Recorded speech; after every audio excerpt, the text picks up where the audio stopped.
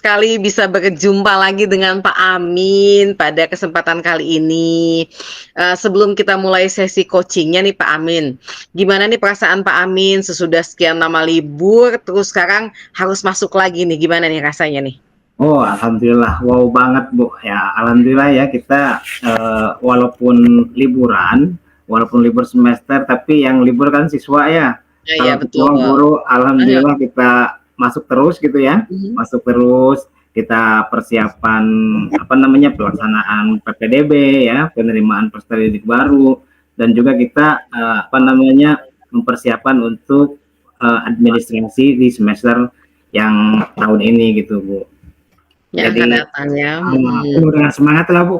Betul betul betul. Alhamdulillah ya masih penuh dengan semangat untuk, kita coaching hari ini. Iya. Kalau tidak salah kemarin itu ke Pak Amin mengatakan mau ada curhat sedikit nih kayaknya nih. Apa nih yang mau kita curhatin hari ini Pak Amin? Iya Bu, terima kasih Bu ya atas kesempatannya. Bu, kemarin tuh ketika semester yang kemarin di kelas saya sering mendapatkan ini Bu, kondisi di mana siswa saya kurang antusias gitu Bu ya, ketika mengikuti pelajaran dengan saya gitu. Kurang semangat lah gitu Bu ya, kurang semangat belajarnya, sepertinya motivasinya lemah gitu Bu. Mhm Itu mhm. Jadi, yang saya dapatkan di kelas itu Bu gitu. jadi titik beratnya apa nih Pak? Apakah kurang semangatnya, apakah antusiasmenya, atau bahkan motivasinya nih yang kurang menurut Pak Amin nih? Jadi itu Bu, terutama adalah antusias belajar muridnya. Saya ingin meningkatkan antusias belajar murid saya supaya pembelajaran saya bisa lebih asyik gitu Bu ya, bisa lebih Mhm mhm. rame dan bisa menyenangkan gitu Bu. Mhm. Yang Hmm. membuat Pak Amin bisa menarik kesimpulan kalau siswanya tuh tidak antusias ketika belajar dengan Pak Amin tuh apa? Apa indikator yang terlihat, yang jelas terlihat? Iya Bu, jadi ketika ketika saya misalkan menyampaikan pertanyaan, kadang-kadang siswa saya itu hanya satu atau dua gitu yang bersedia untuk menjawab pertanyaan ya. Mhm Terus ada juga sebagian siswa yang lain kadang-kadang kurang memberikan perhatian ketika saya menyampaikan mata pelajaran gitu Bu. mhm. Jadi saya ingin memperbaiki itu gitu Kak. Oke. Jadi Uh, menurut Pak Amin ini, karena mereka yang menjawab pertanyaan dari satu kelas, katakanlah satu kelas itu 32 siswa, hanya satu mm, atau 2 siswa yang bersedia menjawab, kemudian mm, yang bersedia memperhatikan. Nah, menurut Pak Amin nih, untuk bisa mengatasi masalah antusiasme siswa yang rendah di kelasnya Pak Amin, apa yang sebaiknya dilakukan? Ya, barangkali kalau setelah kita mempelajari kemarin modul-modul di CGP Bu ya, Mhm saya harus berusaha menempatkan siswa itu pembelajaran saya supaya berpusat pada murid Bu. Jadi mhm student center gitu ya. Jadi bagaimana kita memberdayakan murid supaya menjadi lebih aktif ketika belajar gitu Bu ya, memberikan kesempatan barangkali dengan sumber belajar yang beragam Bu ya, dan juga aktivitas-aktivitas belajar yang tidak monoton gitu Bu. mhm. Jadi kalau misalkan ini kalau tidak salah menarik kesimpulan yang kemarin mah berarti saya itu butuh untuk mencoba menerapkan pembelajaran yang berdiferensiasi Bu, sepertinya seperti itu. Oke. Nah, Hmm. Pak, untuk menerapkan pembelajaran berdiferensiasi, Bapak kan tadi mengatakan, sebagai salah satu cara untuk mengatasi rendahnya motivasi belajar siswa ya, Pak, ya.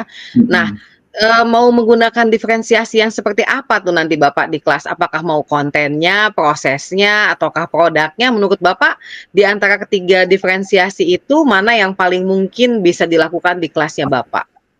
Ya, kalau saya lihat di kondisi di kelas saya, di sekolah saya, sepertinya saya akan mencoba menerapkan untuk dalam semua aspek ya, baik itu Mhm berdiferensiasi konten, proses, ataupun produk. Supaya apa?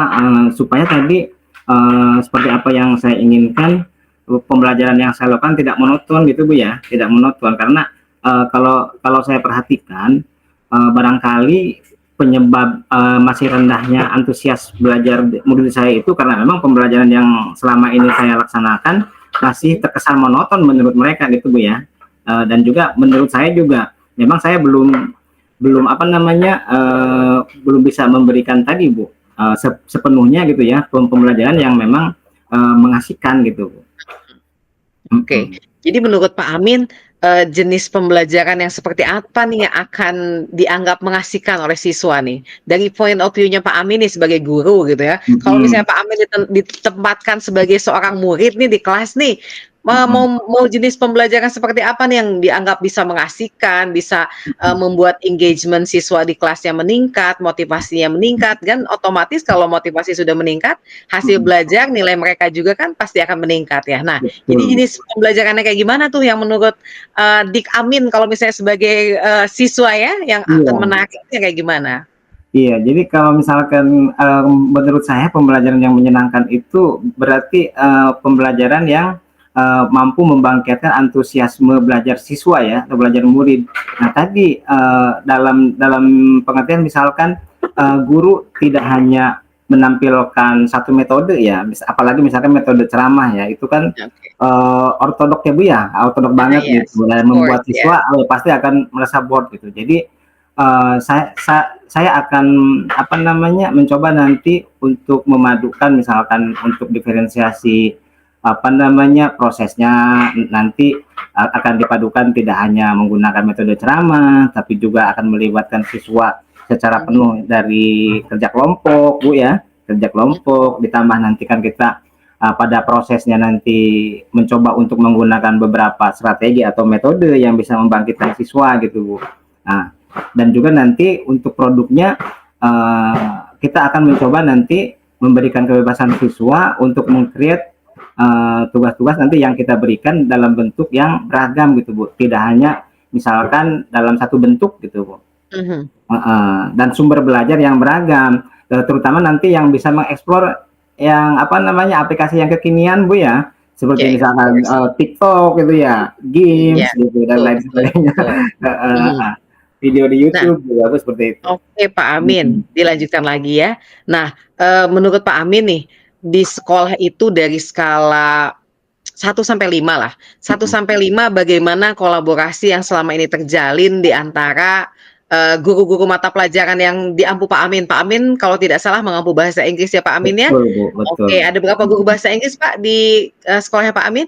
Di sekolah saya kalau guru yang mengampu mata pelajaran bahasa Inggris itu ada 2 ya, saya dengan ibu ada satu Ibu Merisa namanya. Nah tapi sebetulnya yang background-nya bahasa Inggris itu masih ada 1 orang lagi gitu, cuma karena tidak kebagian jam akhirnya magang mata pelajaran yang lain gitu Bu.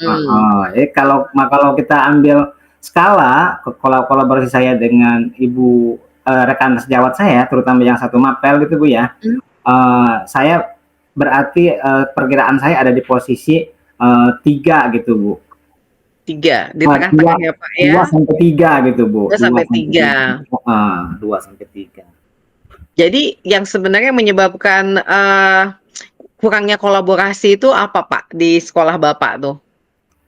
Ya, mungkin pertama karena memang ya apa namanya waktu ya, faktor waktu juga gitu, waktu juga terutama untuk diri saya sendiri gitu, karena kebetulan kan saya juga merangkap menjadi bendahara sekolah gitu Bu ya, bendahara BOS dan juga wakil kepala sekolah, termasuk harus mengajar juga, termasuk ya yang sekarang mengikuti kegiatan ini Bu ya, itu barangkali kendala waktunya gitu Bu, kendala waktunya. Tapi insya Allah kita barangkali untuk menyempatkan waktu lah, insya Allah masih bisa Bu. Masih bisa ya Pak. Oke Pak Amin. Jadi sebenarnya kenapa saya menanyakan ini adalah apakah mungkin Pak untuk mengatasi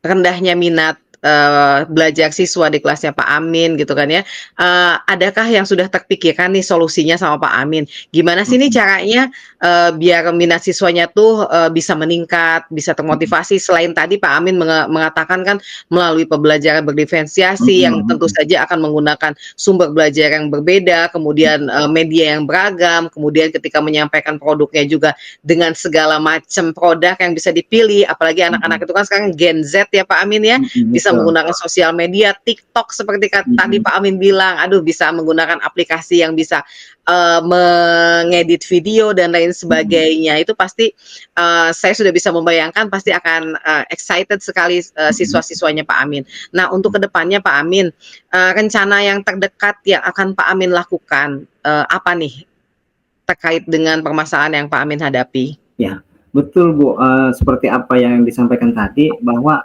selain saya nanti akan mencoba untuk menerapkan pembelajaran yang berdiferensiasi di kelas saya, juga nanti, insyaallah, saya akan mulai, meningkatkan kolaborasi dengan rekan sejawat, terutama dengan, rekan sejawat yang satu mapel ya, satu mapel Yes, dengan saya supaya lebih enak berdiskusinya, nyambung karena emang satu mapel Bu ya. Nah, yes, of course. insyaallah saya akan berbagi praktik baik gitu ya. Siapa tahu kan, rekan saya itu, yang mengajar di kelas yang lain dengan saya punya pengalaman lain ya, punya ide-ide baik yang lain gitu, yang mampu membangkitkan antusiasme dan motivasi belajar siswanya gitu, Bu. Nah, selain itu juga, selain diskusi dengan rekan sejawat, dengan teman satu mapel, saya juga, akan mencoba untuk mencari tahu Bu ya informasi terkait dengan strategi-strategi atau apa namanya penggunaan metode pembelajaran yang mengasihkan gitu ya, yang menyenangkan, yang diterima oleh siswa, yang bisa membangkitkan motivasi belajar siswa melalui itu Bu, platform Merdeka Mengajar, Mhm. melalui PMM. Karena di PMM ternyata banyak sekali ya, banyak sekali contoh-contoh Bu ya, contoh-contoh video pembelajaran yang bisa kita adopsi, yang bisa kita ATM, dan saya akan coba nanti untuk menerapkan dan menyesuaikannya sesuai dengan kondisi di kelas saya Bu, seperti itu. Heeh. Oke, Pak Amin. Nah, Pak Amin, dari hasil ngobrol-ngobrol kita nih hari ini, apa yang bisa Pak Amin refleksikan nih terkait dengan permasalahan Pak Amin dan juga, solusi yang sebetulnya sudah Pak Amin berikan tadi ya tentang Betul. masalahnya? Jadi, di dalam pandangan saya, kenapa siswa saya atau murid di kelas saya itu, motivasi belajarnya masih rendah atau antusiasme belajar mereka, sangat minim gitu kan. Nah, jadi permasalahannya itu kalau saya mau, tarik kesimpulan bahwa sebetulnya itu ada pada diri saya yang harus saya perbaiki, Bu ya. Ada pada diri saya yang harus diperbaiki, ke depannya. Pertama, dari proses pembelajaran, insya Allah setelah ini kita akan memperbaiki proses pembelajaran dengan mencoba untuk menerapkan pembelajaran yang berdiferensiasi, Bu ya. Terus meningkatkan kolaborasi dan diskusi dengan rekan-rekan guru yang lain, Bu ya, dengan guru yang lain, terutama dengan guru yang satu mapel dengan saya, berbagi praktik baik dengan mereka gitu Bu ya, dan juga luasnya lagi kita akan coba membahas ini. Siapa tahu kan permasalahan ini tidak hanya saya temukan ya, tidak hanya terjadi pada kelas saya gitu. Kelas-kelas rekan saya yang lain juga kemungkinan bisa jadi sama ya. Nah, maka kedepannya insya Allah kita akan lebih meningkatkan kegiatan pada komunitas belajar di sekolah Bu, untuk berbagi praktik baik tentang hal ini Bu ya, tentang hal ini. Dan selanjutnya apa namanya, rencana perbaikan saya adalah saya akan mulai untuk mempelajari contoh-contoh video pembelajaran yang menyenangkan, yang bisa membangkitkan motivasi belajar siswa melalui aplikasi apa namanya platform Merdeka Mengajar di PMM Bu. Itu sih Bu Oke, Pak barangkali Amin. ya. Iya, Pak Amin, sesudah, kita sudah sampai di penghujung, sesi coaching kita hari ini. Mhm. Gimana nih perasaan Pak Amin sudah, melaksanakan coaching klinik kita hari ini? Ah, saya merasa lega Bu ya, saya merasa lega, karena apa namanya, dan tercerahkan gitu Bu ya, dan tercerahkan. Kenapa? Karena saya bisa istilahnya, mengeluarkan unek-unek gitu ya, unek-unek keresahan saya gitu. Jadi bisa bisa mendapatkan penguatan dari Ibu, berbagi, hal yang baik dari Ibu, itu sudah bisa, menguatkan apa namanya, kelemahan-kelemahan, apalagi perasaan saya yang tadinya, "Wah gimana ini ya, pesimis sekali." Dapat support dari ibu itu luar luar biasa gitu Bu ya, pencerahannya dari ibu gitu, dukungannya dari ibu dan lain sebagainya. Itu luar biasa. Saya sangat tercerahkan dan penuh dengan semangat untuk mencoba praktik nanti. Oke, terima kasih Pak Amin. Sekian untuk sesi coaching kita kali ini. Assalamualaikum warahmatullahi wabarakatuh. Iya, sama-sama Ibu. Waalaikumsalam warahmatullahi wabarakatuh.